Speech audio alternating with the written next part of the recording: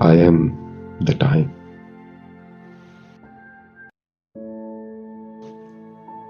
At the start of the end, at the verge of nowhere, listening to the melody of silence, saddened with joy, lightened with darkness, confronted a locked query without key, whether time passes by or me, I am being watched. I have to see, bound to fate, set to go free, a dream chaser, or haunted by thee.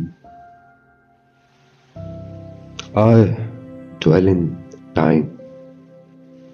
Time dwells in me, ticking, ticking, beating, goes on changing.